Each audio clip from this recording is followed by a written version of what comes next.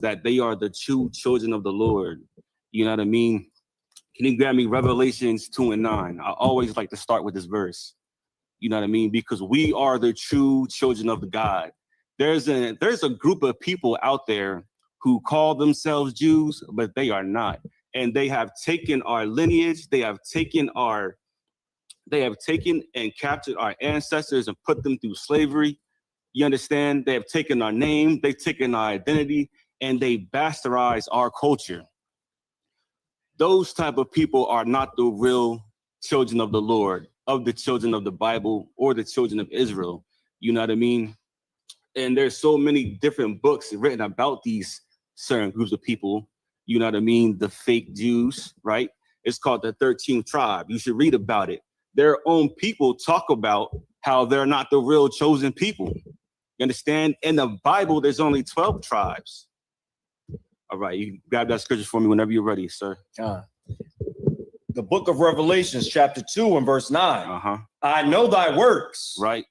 And tribulation. The Bible says, I know your works and your tribulation. You know what I mean? Tribulation means you're going through a trial of some sort.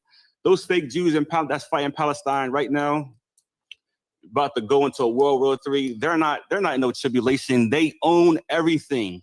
You know what I mean? Wall Street, the banks, the diamond, the jewelry. You know what I mean? They do all that stuff. Continue. And poverty, but thou art rich. He said he knows our poverty. He sees you in the ghetto, struggling, trying to survive, working paycheck to paycheck. You understand? Barely eating, barely surviving. You know what I mean? You're eating the crumbs that drop from the master's table. But listen, if you serve the Lord, your God, right, the God of Israel correctly, he's going to reverse all that stuff. And he's going to reverse all the damage that has been done to us. Mentally, of course, you know what I mean? We have been destroyed mentally. And that's actually saying, listen, people believe, right? Because of America, they actually believe in equality. They think that's actually a real thing. And they try to pin their philosophy onside the Bible, and they want to give it to us, right? So this what happens. For years and centuries, they will assault us, steal, take our land, take our women. You know what I mean? Matter of fact, they take everybody. They ride up in everything and everybody. It don't matter what it is, and the pets too. Nobody is safe around these creatures. You understand? They have taken that from us, right? Is there more in that verse? But thou art rich. It says, but thou art rich. We're the rich. You understand? We're going to conquer this world, right? There is no equality inside.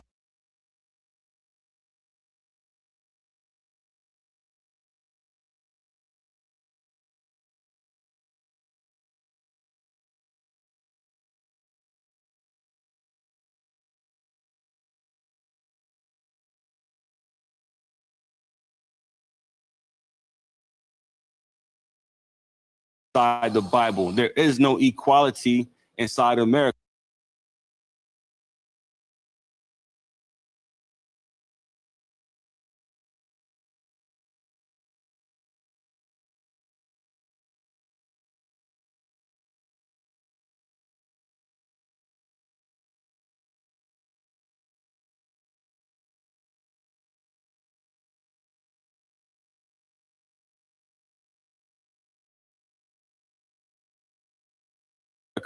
The Christian church has lied to you since its inception.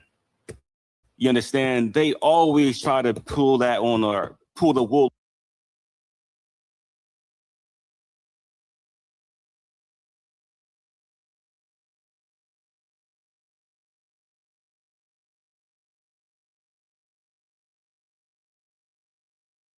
over our eyes, you know what I mean?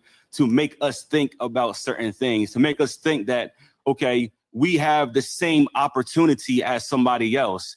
You know what I mean? Listen, we don't even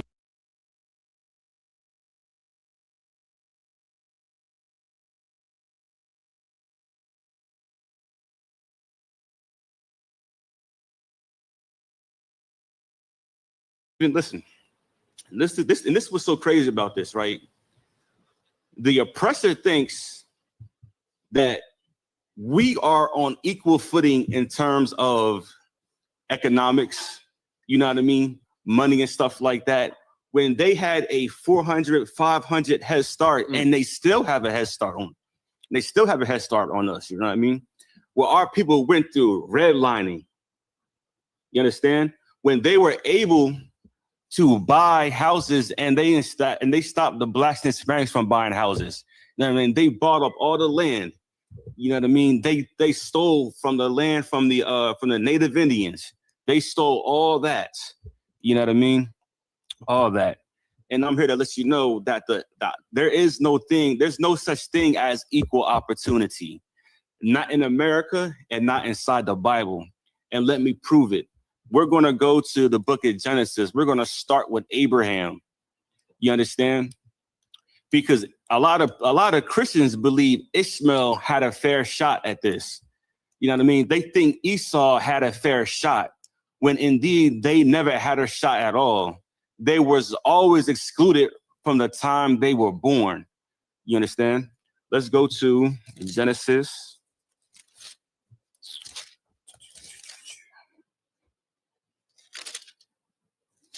Hold on, I'm gonna get that for you. 1 second.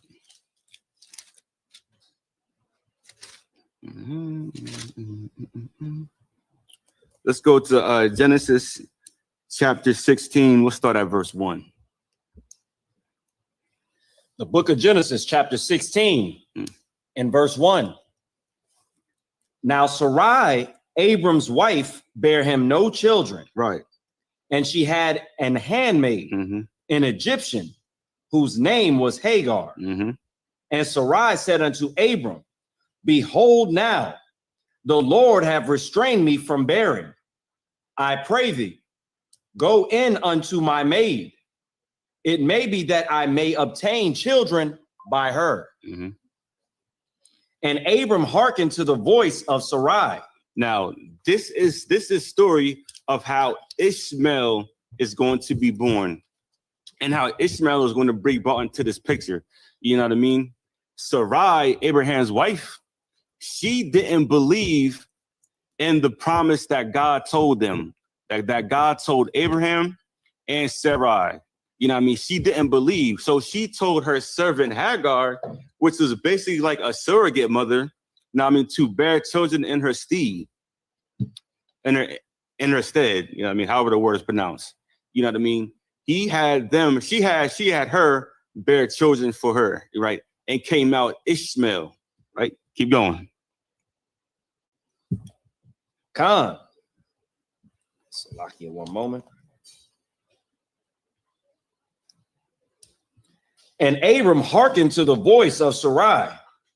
And Sarai, Abram's wife, took Hagar, her maid, the Egyptian, after Abram had dwelt 10 years in the land of Canaan, and gave her to her husband, Abram to be his wife. Right. Verse 4. And he went unto Hagar, and she conceived. And when she saw that she had conceived, her mistress was despised in her eyes. All right. Right. So now this is a story, right? It's going to tell you about how Ishmael was kicked out, right? Because Ishmael was not the promised seed. You know what I mean? He was not the promised child. The child was supposed to come from Sarai or Sarah. That's where it started from. So it doesn't matter if Abraham was his father or not. God told Sarai that her son that came from her womb was going to be the promise. And this was done before they hadn't even thought about it. You know what I mean? Now let's drop down and we'll go to verse 17. We're talking about the covenant. Salakia, was there a different verse you was looking for? No, just verse 1. Verse 1, chapter 17, verse 1. Oh, Salakia, okay. The book of Genesis, chapter 17 and verse 1. And when Abram was 90 years old and 9, the Lord appeared to Abram. Wait, right there. Listen, and this is very important. because a lot of people say that God was just talking to everybody at that time when that wasn't true. The Lord only appeared to Abraham. He didn't appear to everybody. All right. So keep that in the back of your minds. You understand? Go ahead. And said unto him, I am the Almighty God. Mm-hmm. Walk before me and be thou perfect. And be thou perfect. You know what I mean? Keep the law, statutes, and commandments. To let y'all further know that it is a possibility to be perfect on this earth. You know what I mean? To walk perfect. Go ahead. Verse 2. Mm-hmm. And I will make my covenant between me and thee. Listen, the Lord said he's going to make his covenant between Abraham and himself. That's only two people as part of this covenant. Covenant, not government. You know what I mean? Only two people part of that. You understand? So as we're going to read further into the story, because a lot of Christians like to say that the covenants is now for everybody because of John 3:16.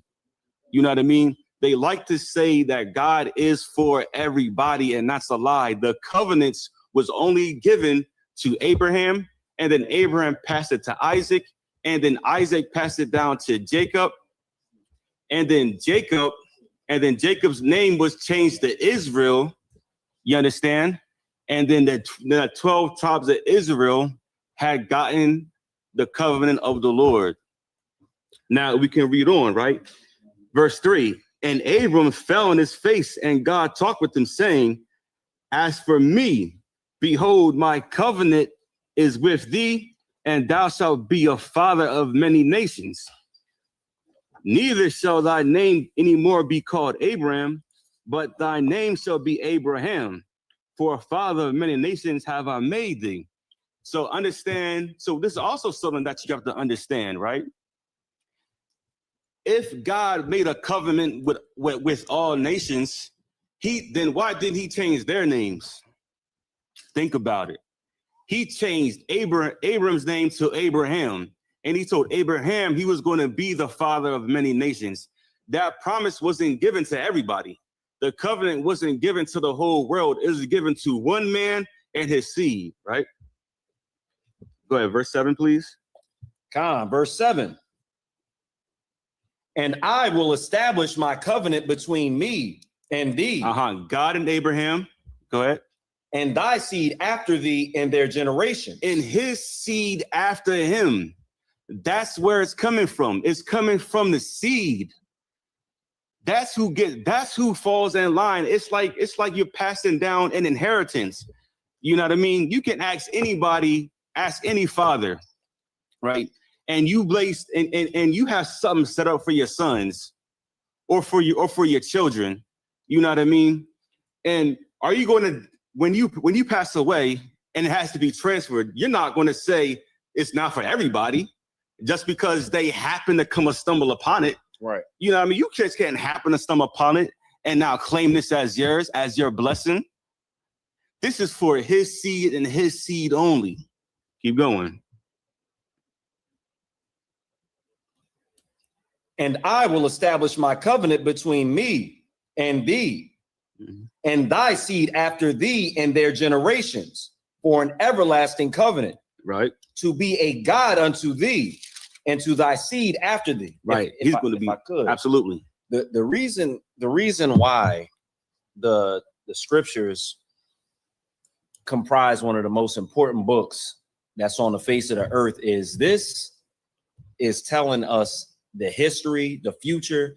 And on top of that, you can actually see where people come from as far as their nationality, their nation. Absolutely. Like if you didn't get it from the scriptures, you would never know what was the cause of the Arabs being born. Absolutely. Like it was an Egyptian and a Hebrew came together and bam, you have Ishmael. I just wanted to point that out because people really believe in being agnostic, being Muslim, being Buddhist, but it does not give you the full picture. And you can see from what you read and what you're breaking down, it's giving a great picture of what life is actually about, where it comes from. So absolutely. The water for that. You know what I mean? Because that's also what the Christian church doesn't teach. It doesn't teach from Genesis all the way down to Revelation. They start at Proverbs and Psalms. You know what I mean? And they might talk about David and his glorious acts. Right. But they're not going to talk about Abraham and the covenant and how God specifically says it's for him and God. And then God says, this is going to go down to your seed. Right. You know what I mean? It's like your young man, Timothy, you had the water. All right, now we can continue reading. We left at 8. We had 8. The water. And I will give unto thee and to thy seed after thee the land wherein thou art a stranger. Damn. Listen to that. The Bible, God just told Abraham that he's going to give them a land that they did not own. He's going to give them a land that they were a stranger in. Ask yourselves, does that sound like equality to you? Does that sound like an equal opportunity?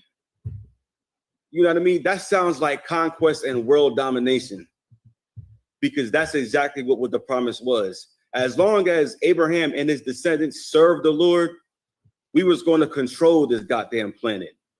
You understand? Keep going. The land wherein thou art a stranger, in the land of Canaan, right, for an everlasting possession. For an everlasting possession. We was never going to give up our rulership. You understand? We were supposed to be in rulership from that time until today, and then forevermore. You know what I mean? The past, future, and present. That is our true status on this earth. The 12 tribes of Israel, the Blacks, Hispanics, and First Nation people. You understand? But we decided not to follow the Lord. We decided not to follow God. Keep going. Verse 9. And God said unto Abraham, thou shalt keep my covenant, therefore, thou and thy seed after thee in their generations. Exactly. Go ahead. This is my covenant. And this is the covenant. Go ahead. Which ye shall keep between me and you and thy seed after thee. Every man-child among you shall be circumcised. And that is the representation of the covenant. That's how you know that you were part of this amazing promise. When you were circumcised as a child, you know what I mean? I believe it's on the 7th or 8th day. You know what I mean? They would take a knife and they would cut the foreskin of your child's genitals. You understand? Right. And that was a sign of the covenant. No other nation was doing that at the time. There wasn't the Ishmaelites. There wasn't the Chaldeans. You understand? Wasn't no Africans. Wasn't no Asians. Wasn't no European. And none of them was doing that at the time. That was uniquely and specifically for Abraham and his descendants. All right, now let's jump down to Deuteronomy chapter 7 and verse 6. And I know we all know this scripture by now, but this is very important to understand that what the Christians teach us every single day, we go to church every single day and we learn stuff that's so blasphemous and disrespectful to the Most High. You understand? And especially as a man, you cannot love everybody and everything, especially for a man. You have a child growing up. You cannot teach him to love everybody. He has to recognize that he has enemies. So when he's out and about with his family, he can see who the potential threat is. If he is always all loving and everything, he is going to misjudge the situation.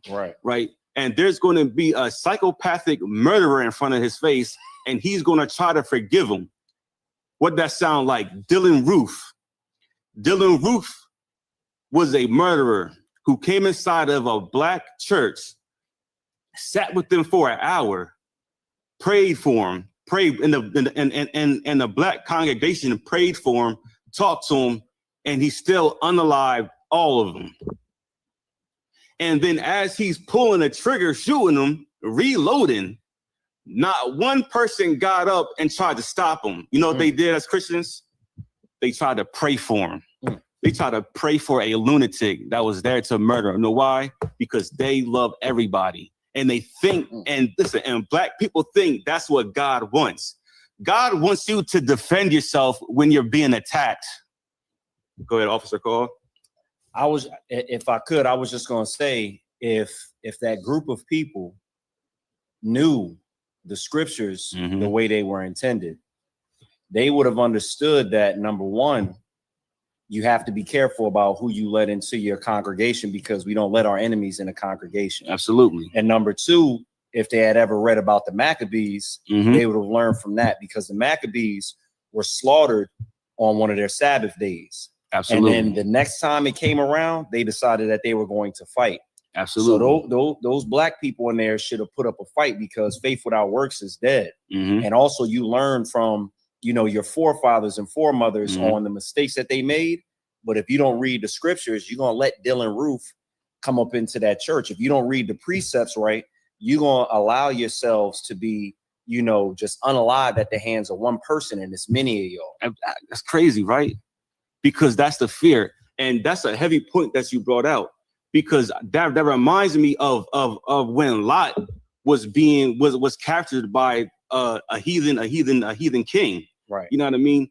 And then Abraham got him and his niggas. They went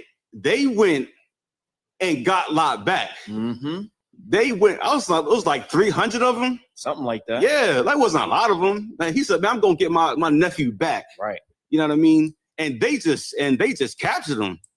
You full blown getting shot, and you guys aren't doing nothing. Like, this is madness. You know what I mean? This is what Christians don't teach. Because if they would have taught that, then a Christian would question it and say, I thought God loved everybody. So why is he allowing Abraham to go start and unalive a whole nation of people?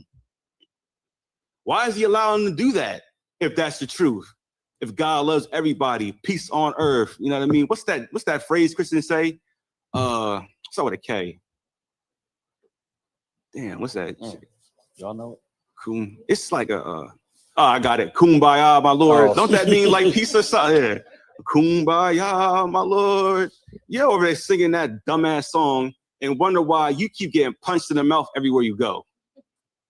You wonder why bad stuff, because Christianity makes you weak. You put on a weak spirit. And then when there's people that's aggressive, they're going to take advantage of that. They're going to take advantage of your kindness. Because you don't have a backbone, because the Christian church got rid of your backbone. You know what I mean? So you feel like every time somebody does something to you, it's like, oh, I forgive you. I forgive you. You know what I mean? Listen, damn that. Listen, we are over the point where we are forgiving our enemies for unaliving us for no reason. Let that sink in your spirit. We're done with the useless forgiveness, man. We have forgiven white people in every nation for hundreds of years. And they still do it to this day, no matter what. Black men still get with white women after we learn about Emmett Till. Like how many of us need to get unalived and shot for us to realize that we should not be interracial dating? How many times? Every time then they be on, then those same brothers be online talking trash about their own women and stuff like this and that. I'm like, man, you guys are some simp ass brothers, man. Some simp ass brothers. But they've been destroyed. They've been destroyed by America. And when are we going to get it? You understand? All right. Do we have the Deuteronomy 7:6 for me, Salakia? Deuteronomy 7:6. Yes. The book of Deuteronomy, chapter 7 and verse 6. Thou art an holy people unto the Lord thy God. Right. The Lord thy God hath chosen thee to be a special people unto himself. Now let that sink into your mind. If you might be new, you might be online and you might never heard this before. But let me tell you, the Lord has chosen us to be a special people unto himself. That's singling out a specific group of people, right, which is the Israelites. So don't let anybody ever tell you that you're not great. God said that you're a special group of people on this earth. His special people on this earth. Understand? That's what God said. You don't give a damn what your pastor's talking about everybody. You understand? You don't care a damn about none of that. Now let's jump down to the book of Leviticus chapter 20 and verse 6 to further prove the point. You know what I mean? Because we're talking about equality. You understand? We've all been taught that everybody's equal. Like, bro, we're not even born equal. Some of us are born tall. Some of us are born short. Right. Or Salakia, we grow tall and grow short. You know what I mean? But yeah, y'all, everybody understands what I'm trying to say. You know what I mean? Some have beards, some don't have beards. You have mustache, you have big nose. Listen, we have never been equal. Nobody on this earth is equal to anybody. If you're looking at the physical, you understand? Like even our fingerprints are different from one another. It's all different. Got that verse for me, sir? Salakia, we were at Leviticus chapter 20. Leviticus chapter 20. Yeah. And Salakia, go to verse 26 for me. 26. And if I could, yes. when you were talking about the circumcision, uh-huh. One of the men above us in the chat, I believe, just put it was on the 8th day. You said the 7th or 8th day. Oh, they just clarified and let us know it was the 8th day. The water for that. All right. So you said Leviticus 20 and 26, right? Yes, please. This is the book of Leviticus, chapter 20 and verse 26. And ye shall be holy unto me. Exactly. Now, we just read that we was a holy people in Deuteronomy 7 and 6. Right. So what does the word holy mean? The word holy means to be separate or set apart. Right. We are the set apart people, chosen by God. You understand? Keep going. For I, the Lord, am holy. Right. And have severed you from other people. And done what? Severed you from other people. Listen, the Lord said he severed us from other people, man. Listen, whenever you're reading the Bible, you have to take in every single word that the Lord is going to say to you. Right. Every word that's written down. You have to understand the impact in it. You know what I mean? He just didn't say, oh, yeah, here, I just took you away from them. Nah, he says he severed you, which means he cut the link. Whatever link that you was connected to somebody, he severed us from those other people, right? Ishmael and Isaac were brothers, but he severed us from Ishmael. Jacob and Esau were brothers, but he severed us from the Edomites. He severed us. There will never be another connection. And that's God making sure we know that we're his number one. Can you finish that verse, please? And I have severed you from other people that ye should be mine. That we should be the Lord's. You know what I mean? That is our, go ahead. That's just a heavy verse because according to the Christian church, the Lord is everybody's God concerning to being, their people. Absolutely. Like everybody is the children of the Lord according to them. But when you see verses like this, it's clear that he cut them and they just don't want to acknowledge it. Absolutely. You know what I mean? And this is why it's important that the men in the ISUPK teach the masses. You know what I mean? It's up to us to do it because these other organizations, they're out. Nobody is following the laws, statutes, and commandments but us in the ISUPK. And the ones that don't want to comply get kicked out. So we can keep our ranks holy and pure no matter what, right? So we're on a discussion about equality. Let's jump down to the book of Leviticus. And we're going to go to chapter 25. And we're going to start at verse 35. Because we're about to show you a difference between a regular heathen and an Israelite. We're going to show you, what I'm about to show you is God's laws, even written how to govern our nation.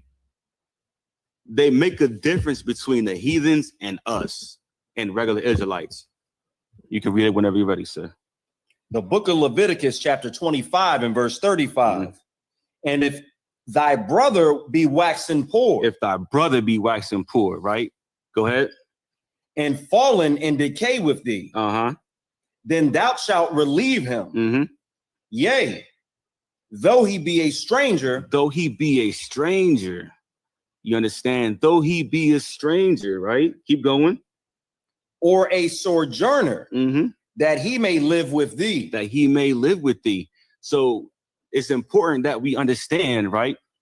That at this time, we had Israelites scattered about different regions still. So I'm from the tribe of Judah.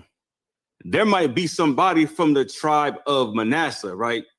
And they might come inside the land of Judah. He will be a stranger to me, but he's still my brother. So context is important whenever you're reading the Bible, because there's two sets of strangers that the Bible talks about. It talks about a natural born Gentile heathen, white man, African, Asian. Those are actual strangers. But then there's strangers like my brother I haven't seen for a while. You understand? That's from a different tribe and he comes back. Let's keep going. Verse 36. Take thou no usury of him or increase, but fear thy God, that thy brother may live with thee. And that's very important, because a lot of times, you understand, when we have a guest in our house or we have somebody come live with us, they already all are falling down. You understand? And they need a spot to live. And it says, don't take no usury upon them. Like, don't make his suffering even more unbearable. That's your goddamn brother. It says, if your brother have fallen and waxen and poor, you know what I mean? You're supposed to do the stand-up thing. You be like, yo, I got a spot for you here. Sleep right here. You hungry? You eating? You understand? Is your children good? What do they need? That's how we're supposed to treat each other. That's what it's all about. Keep going.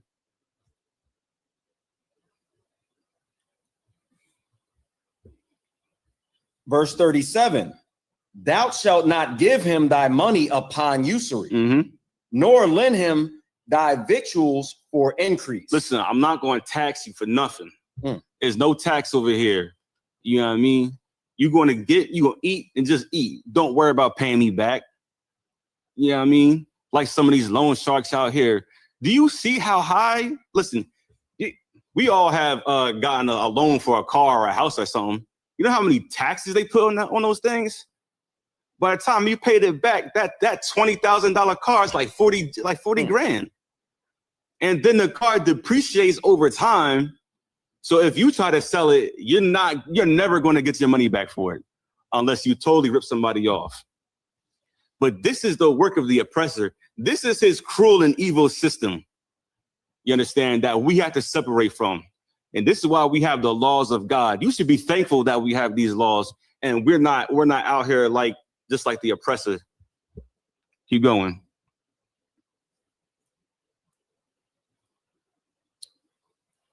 "38. I am the Lord your God, which brought you forth out of the land of Egypt, to give you the land of Canaan, and to be your God. Right. And if thy brother that dwelleth by thee be waxen poor, and be sold unto thee, right, thou shalt not compel him to serve as a bondservant." Right. Verse 40. "But as an hired servant." But as a hired servant. So I'm letting y'all know there's a difference between a bond servant and a hired servant. You understand? If we were to have another Israelite among us, he will be a hired servant, right? Meaning he works for you. These other nations are going to be our goddamn bond servants. Trust me on that one. I'm going to have a whole rack of them in front of me wherever I go. I'm going to walk on them too. My stepping stones. I know it sounds cruel, but listen, they did worse to us. They did worse to our children. You understand? That's how it's going to be. They're going to be bond servants. Matter of fact, my bond servants are going to serve my hired servants. And my hired servants are going to get my bond servants and do the work for them. That's how it's going to go. You understand? That's what the kingdom of heaven is about. Sidebar. Continue. He shall be with thee. Uh-huh. And shall serve thee unto the year of Jubilee. Exactly. Listen, the oppressor don't have nothing called a year of Jubilee, where you can gain your freedom back. You understand? Listen, we are going to be on our jobs till unless the Lord bless you with a great idea or a great opportunity. You are going to be on your job till you're 65, 70. You know what I mean? Listen, there's so many old people I see working. I'm like, damn. I'm like, damn, y'all 75? Still working? That's cruel, man. I know it's a struggle. Y'all for y'all to get up. Go ahead. I was just gonna say what you bringing out is heavy, and it just reminds me of something that I recently saw. There was a brother that he was doing very well and creating this was a brother. He was creating, as far as I know, I believe he's a brother. Right. He was creating I think his name is Julian, a way to turn plastic into gasoline. I just seen You seen, and now he's missing. Damn. So he was about to be well off. I'm sure some company or somebody would have bought it from him, and he wouldn't have to work under the foot of nobody. Exactly. But you see how Esau is if that's the case. So this is just my opinion. Somebody didn't want him doing that. He tried to make a lane for himself, and he's missing. They want us to be just pegs or cogs in the machine and never have anything for our own. Exactly. Just to be this, and that's why I'm going to have my bond servants as stepping stones, man. Because listen, you see what they did to our people, man. The brother's missing, right? That's I mean, and all he's trying to do is trying to eat just like them. But you can't. They have a monopoly, and this is, you know what makes me angry about white people, man, or it's like the oppressor, because they sit there and they really think that we have the same opportunity. And I was talking to somebody, and I was like, you know why black people don't know about these laws and all these other things that white people have? Because they invented it. You understand? They invented a trust fund. You understand? They invented I don't know, just throw some stuff out there, but y'all know what I'm talking about. As far as like banking and everything. Yeah, banking, right. CDs, stuff that increases, financial vehicles, all that type of stuff. They invented all this crap, right? So, and they're not going to tell us about it. They pass it down to their family. Absolutely, as an inheritance, man. I can't wait to pass down the slave, man. I'm trying to tell you, that's going to be one of my favorite things to do. Wrap them in a little gift. Like, and the kid's gonna be happy like it's an Xbox, or used 5.0 Shelby GT Mustang. Exactly. They're gonna be like, damn. They're like, Dad. They're like, sir, I want a new slave. I don't want your old one. I'm like, all right, I understand, but listen, this one got some good. Listen, he got some years in. All right, he know how to work this thing. All right, but you want a brand new one that hasn't had no. I got you. We'll go down to shop. I'll go to Officer Crawl's plantation and see what he's about. Like, what you selling them for? You know what I mean? 30. But yeah, that's the type of thing. Say again. No tax. Oh yeah, no tax. Not going to tax.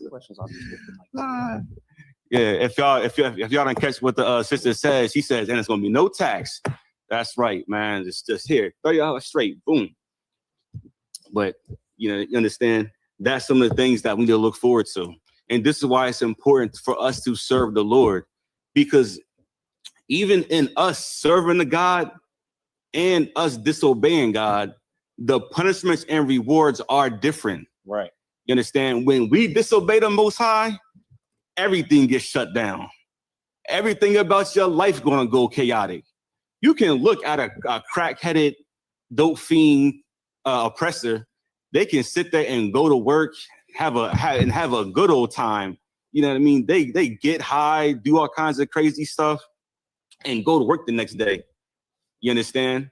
But as for you, a Black, Hispanic, or a Native Indian, you're gonna have the worst hangover of your life, and you are gonna be like, "Yo, this is not for me." Man, I remember the first time I threw up from drinking too much. I was like, you know what? This is not as fun as it looks. You know what I mean? I don't like it. It's nasty. It don't taste good. And you do stuff to be cool when you were a kid. Like, yeah, I want to join this crowd. But like, yeah, never mind. You know what I mean? I was like, listen, I'll take some soda and light juice. You know how the oppressor gets rid of their hangovers? How? When they wake up, they just drink a beer or two. That's how they get rid of their hangovers. Hey, drink some more, right? Mm-hmm. Shit, I'm drunk. All right, drink some more. I need water, 3 days of rest. They take a beer. Dang, Pabst Blue Ribbon. I know, right? There's a professional alcoholics and professional drug addicts. Like, damn, like you've been sniffing coke since you're 15. God damn. You just know the amount you can take before you go over the limit. All right, but yeah. Let's keep going. Where we at? Verse 40? Khan. We left off at the year of Jubilee, so we're at verse 41. All right, the water. The book of Leviticus, chapter 25 and verse 41. Mm-hmm. And then shall the depart, or Salakia, and then shall he depart from thee, right, both he and his children with him, right, and shall return unto his own family. Damn, sidebar, listen, if you was in slavery, you will not be returned to your own family. Yeah, man, you was never returned to your own family. Listen, because listen, I was talking to some pastors last night, and they try to compare this slavery to the chattel slavery that the transatlantic slave trade that our people went through, right? You was never going to get returned to your family after a couple of years. That was never an option for you. You was always going to be a slave no matter what. Right. Beaten, tortured, attacked, you know what I mean? 7 days a week. You understand? There will never be a day off for you. Right. This is completely different. And you better thank the Lord. Listen, you disgusting Edomites out there and you oppressors, you better thank God that we're not as evil as you guys. You understand? All right, go ahead. And shall return unto his own family, mm-hmm, and unto the possession of his fathers shall he return. Absolutely. For they are my servants, which I brought forth out of the land of Egypt. They shall not be sold as bondmen. Salakia. Can I just say one thing? Absolutely. Salakia. This part right here said in verse 41, it says, and unto the possessions of his fathers shall he return. Mm-hmm. We're so far removed from our heritage and our wealth and our freedom that there's few Black people who have possessions that they can pass down to their children, because you're working at a job to where you don't have stuff you can just pass. Like you can't pass. Every man can't pass down a business to his son. Every man can't pass down riches to his son. Mm-hmm. We're like good fathers nowadays. They're passing down advice, maybe an old car here or there. Mm-hmm. But they've removed us so far from, our strength, our wealth, and our God that we don't have possessions to return to. Exactly. From our fathers. Absolutely. We don't have any of that. Salakia. Yeah. And that's also, that's a heavy point. It's because they stole it all. Absolutely. They burned down Wall Street. Right. We would be successful without you guys, but they burned down every successful village, town, city that we ever had. You understand? The lynch mobs attacked the rich of Israel, the rich of our people. They killed them, took their land, put their name on top of it, and said it was theirs. You understand? What was that? Oh, that gold rush. I forget when it was, man. But there was like some big gold rush that they had when, like, as soon as they kicked the Indians off their land, the First Nation people, right? So they kicked the First Nation people off their land and they sent them westward, right? Right. Turns out that there was gold on the land that they sent them to. So then they kicked them out that land. This is what happens. Like we're not poor because we're bad with money. We're poor because we're being oppressed constantly being oppressed. And this is why it's important for us to return to the laws, statutes, and commandments, man. It's no more of we can just wing it. Yeah. Go if I could, yeah. I believe it was around the 1849 and on. Yeah. I believe it was around there because I believe the San Francisco 49ers are named after the gold rush. Mm-hmm. I believe that's how it goes. So you're absolutely right. It says PBS did a article and it says the gold rush impact on native tribes. Absolutely. So it kicked them off their land. Right. And then, like you said, did more damage. That's crazy. You already done took them through the Trail of Tears. Stomped, made them walk. Listen, I didn't know they made them walk barefoot in the snow. Miles barefoot. You understand? That was Andrew Jackson who led that, correct? If I'm coming up, Andrew Jackson. I believe so. I can look it up. You understand? I believe it was one of those horrible presidents. That's on one of our money, our notes. You know what I mean? Our dollar bills. George Washington. Yeah, these are evil men that they have representing us, or not us, representing America. You understand? That they did horrific crimes to us, and you think that we just supposed to forget this? You think I'm just going to forget that?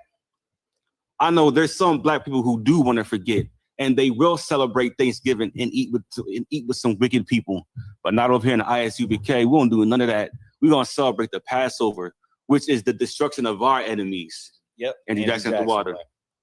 And we'll celebrate the Passover, which is the destruction of our enemies. You understand what God did to the Egyptians for oppressing us for 400 years. And the Bible says it's going to be greater when he sent us out from the northern country. That's in the book of Jeremiah. You understand? The Lord's going to have his revenge because they have afflicted his people. You understand? And this is exactly why there is no equality when it comes to the Lord. So let's wrap that up, right? And let's go to the book of Leviticus. Let's go to the next chapter, right? Since we're talking about, matter of fact, let's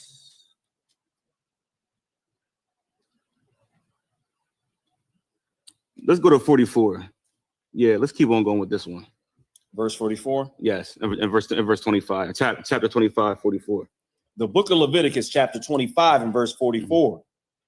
Both thy bondmen and thy bondmaids, right, which thou shalt have, shall be of the heathen that are round about you. Now, another interesting point about what these Christians was talking about yesterday. They was talking about how Abraham had slaves. Those are our bondmen and bondwomen, and you understand? Those people were not a part of the covenant just because they were a slave. A slave never has an inheritance with their owner's money or anything they're going to pass down. You understand? Why would you give a slave money and land? That's given all to your children. You understand? That's what that's for. And that's what Christians get confused in.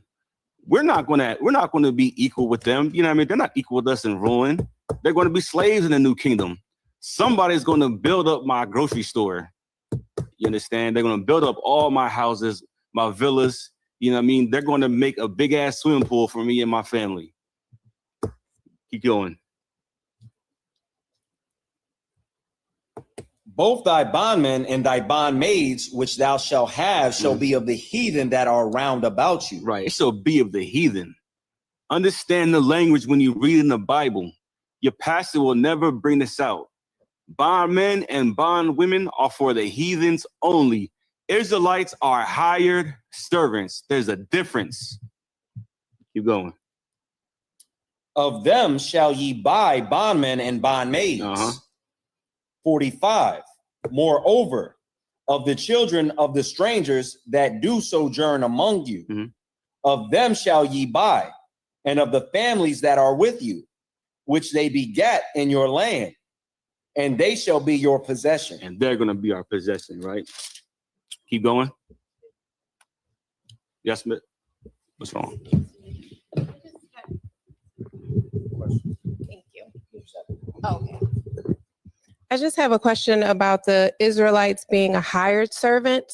Right. So is that the Israelites who did not follow the God's commandments in this lifetime? What would make them a servant as opposed to another Israelite not being a servant? They can be a hired servant for many things. So most of the time, I don't know if you was here when we read before, where it says if your brother is fallen in decay with you and they be waxing poor, right? We would hire them for a place to stay, a place to eat, and stuff like that. So, if I could, go ahead. So you see how there are people that are homeless right now, those people back in the day could potentially become servants and then earn their way back up, make money, and then be able to go after the year of Jubilee or whenever they earned off, working in that household. Those people could be servants, but we don't have that situation. So our brothers and sisters stay homeless unless, God works in that situation. All right, cool. Let's go to 46 again. The book of Leviticus, chapter 25 and verse 46. And ye shall take them as an inheritance for your children after you. Right. We're going to take them as an inheritance for your children. That's very important. If you serve the Lord your God, you are going to have a goddamn inheritance. You're going to have people to work for you.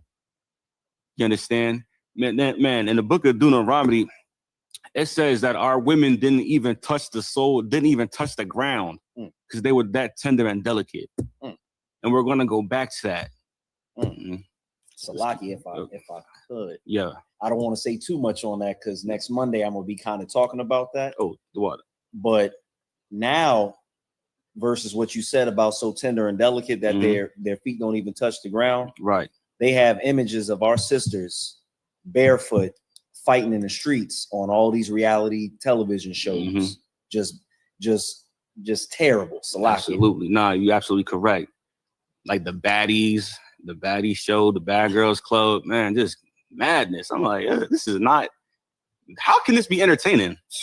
Like, and that's how you know we're destroyed, because we like seeing destruction. Instead of being embarrassed. Yeah, like, who raised y'all, man, to be out here like this? God damn. The devil. All right, finish that verse up for me. The water. To inherit them for a possession. They shall be your bondmen forever.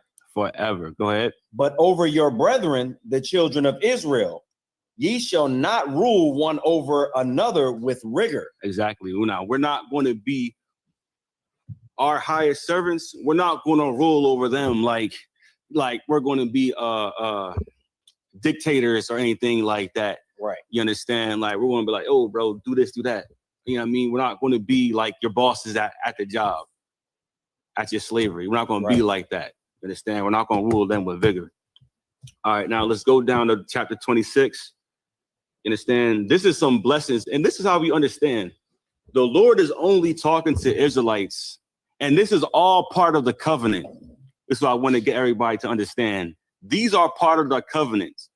These are the guidelines that we have to follow. If we serve the Lord our God, this chapter, the blessings of obedience. All right. Now let's drop down. We're not going to read all of it. We're going to go back and forth. Let's jump down to verse 6.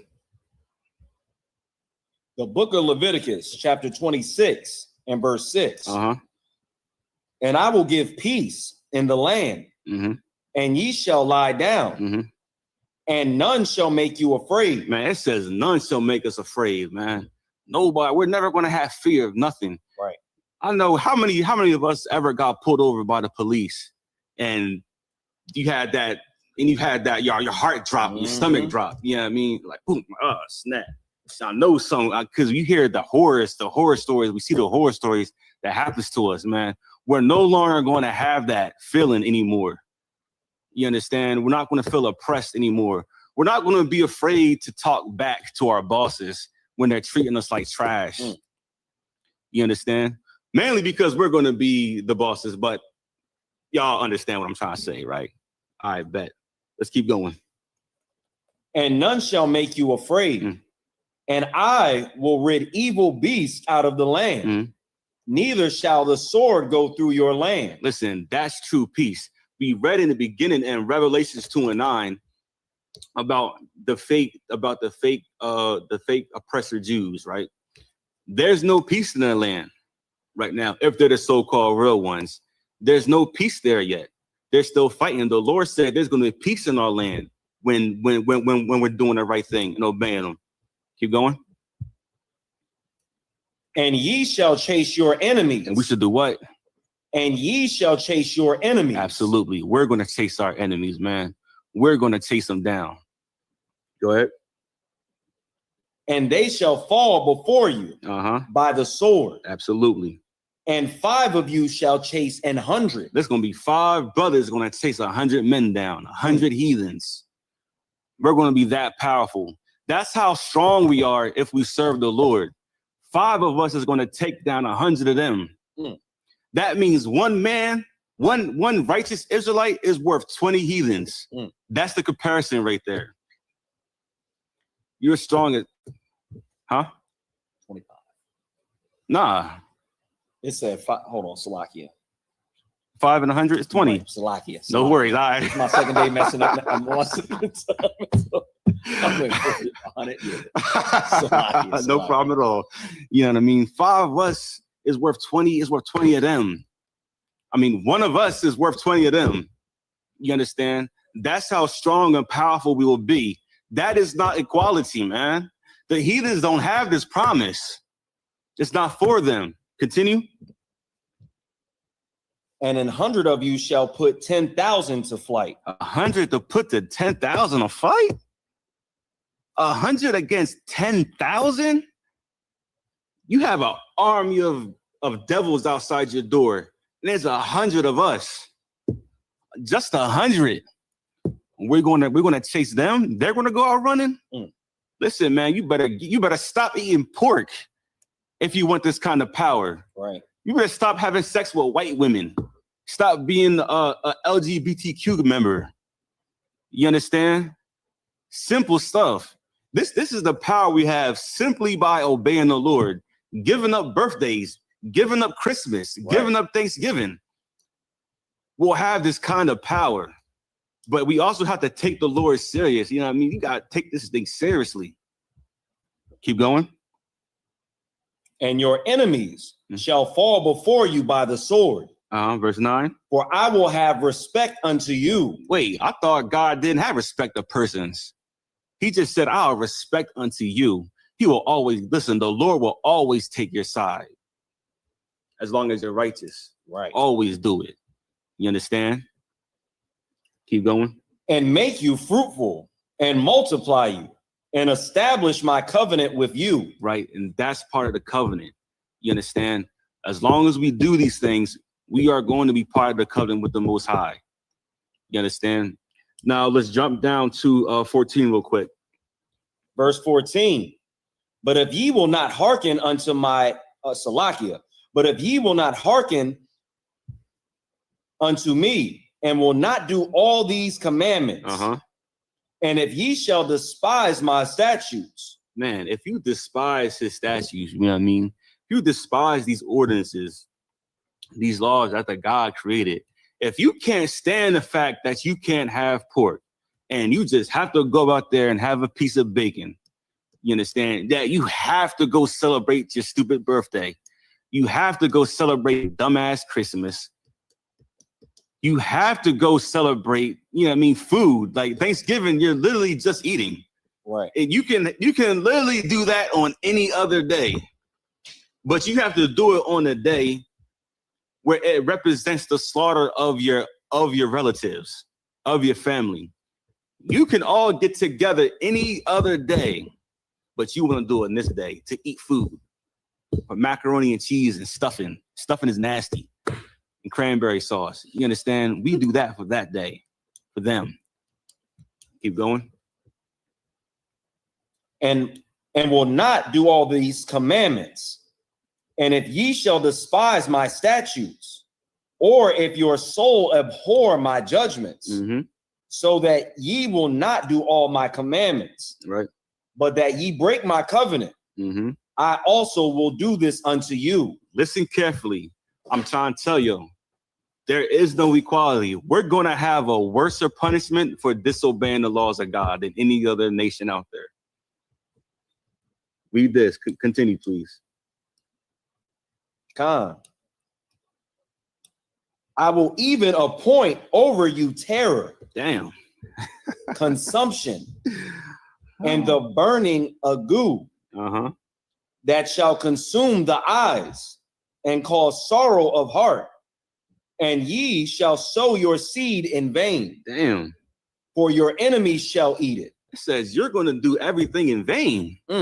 You understand? And we have lived that to this day.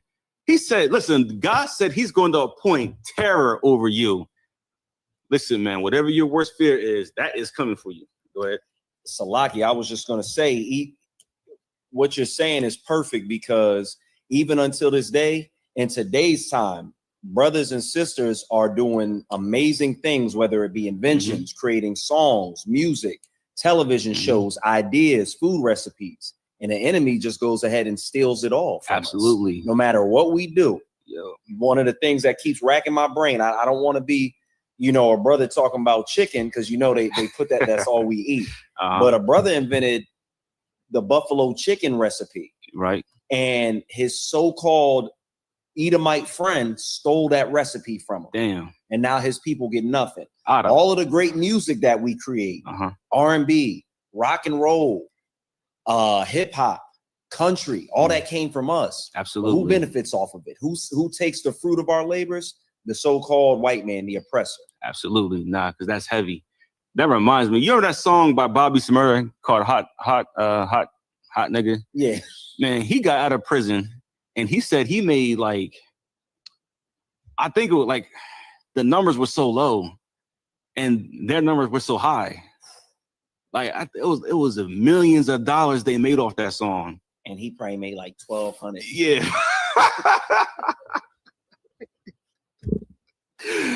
You got 50,000 off of a $14 million song. You know what I mean? That song was a big hit. And he came out of prison and was like, damn, that's all I got.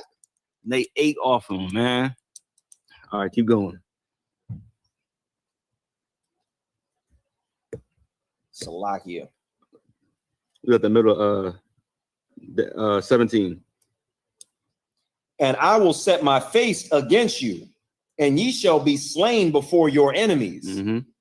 They that hate you shall reign over you, and ye shall flee when none pursueth you. Man, that's what happens, man. We run for no reason. We scared of everybody. We scared of everything, man. And this is why I'm glad the Lord chose me to come inside this truth, man. Because I do not know what kind of man I would be today if I wasn't. You know what I mean? It's like it to my parents that raised me, but they raised me as a Christian. And as a Christian, men are not the type of men that the Lord needs today. Right. He's looking for soldiers, people that's really to stand up and die for these laws, statutes, and commandments. You understand? Who's a man who is willing to risk and lose everything. A woman who is willing and risking to lose everything to serve the Lord. Abraham didn't get the promise just because. You understand? Abraham got the promise because when God told him to offer up his son Isaac, he said, "Yes, sir." And then he told Isaac, he said, "Where's the offering?" Abraham said to Isaac, "The Lord will provide a sacrifice," because Abraham knew deep down that the Lord wasn't going to let him sacrifice his son. And he told him that, and he believed in his heart the whole time that there was going to be another sacrifice, up until the point where he was about to stab him. What was Isaac thinking? I don't know. But I'm looking at Dad. God damn, you got to.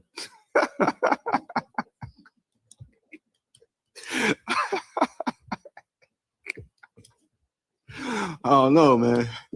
But Isaac loved his pop after that. You know what I mean? Listen, that's strong, man. But that's just the bond that we need to have with the Most High. Right. That the stuff that we might think is crazy, we might think is absurd, we have to do. You understand? And it's just people in the world don't understand the amount of commitment it takes to serve God in this evil, wicked place. You understand? All the prophets had to do something wild. I think it was the prophet Isaiah had to walk around Israel for 3 years with no clothes on, prophesying the word of the Lord. Who was doing that today? Not me. Let y'all know that right now. Listen, Lord knows. Listen, I don't know if I'll be able to do that one, God. You understand? But this is why we have to follow these examples, because they showing us the way how seriously we need to serve the Lord. We can't be out here playing around with this. You understand? We cannot be playing around with this. Our lives are on the line. Our families' lives are on the line. Do we really want our children to grow up the way we did? Nah. You understand? We don't. All right, we're about to wrap it up soon. Let's go to Romans 3:1, I believe, where it says, what advantage have the Jew? Romans 3:1? Yes. Yeah, Salakia. Yeah, Isaiah did, I think it was around, you said like 3 years. Yeah. I'm gonna ask the general, was it fully naked or did he have on like, you know, like a loincloth or something? Because nakedness is, like for a man back then was like their chest and stuff on. So he's walking around, which we didn't do. But I don't know if he had the giblets and the giblets showing. I don't know. I think it was. I'm gonna have to ask. Like, serve the Lord. That would be right. But Salaki, where'd you say to go? The book of Romans, chapter 3 and verse 1. Romans 3:1. Now we're going to go to the New Testament because the Old Testament and New Testament, they all say the same thing, man. Right. There is no difference between the two. You know, we was talking to some Christians last night, and they always want to give the covenant to heathens. There is no covenant for the heathens. They're here. These heathens on this earth are here to be our bond servants. You understand? And our bondmaids. That's why they're here, to serve us. But you go ahead. The book of Romans, chapter 3, verse 1. What advantage then hath the Jew? It says, what advantage of the Jew? You understand? Or what profit is there of circumcision? This next verse is about to just lay it all plain for y'all. Go ahead. Much every way. It says much every way. Chiefly. Because that unto them were committed the oracles of God. Because unto us was committed the oracles of God. The Lord has commanded us to be to be a holy nation upon this earth. You understand? In the book of Proverbs, it says that when the wicked rule, the people mourn. But when the righteous rule, the people is going to rejoice. These heathens are going to be happy when we're ruling. You understand? That's all I got. Anybody got any questions they want to ask?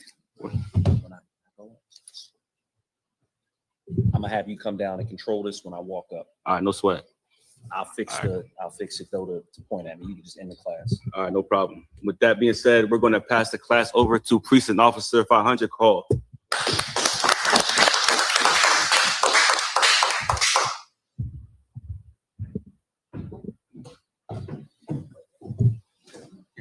Yeah, if you could. It's that controller work.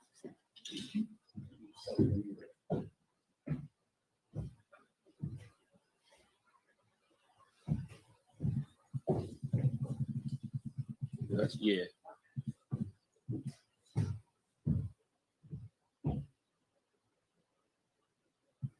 All right, this is the ISUPK security announcements. Rules for new brothers and sisters. When a new brother or sister comes into the school, they are off limits for 6 months. They are to be saluted only. They are here to learn and shed themselves of the world. If they need transportation, the teacher will arrange it. After 6 months, if a brother or sister has an interest in a particular person, they are to seek counsel from the heads. Also remember tithes, which is a commandment. That can be found in Numbers 18:1, and also Malachi 3:18, 3:8-10. In the Hebrew, it is called Ma'ashra, which is 10% of any increase the Lord gives you. Also, we have a priest fund. It's a free will offering. It's not mandatory, but it is greatly appreciated. Whatever's on your heart to give. Again, it is not mandatory. All right.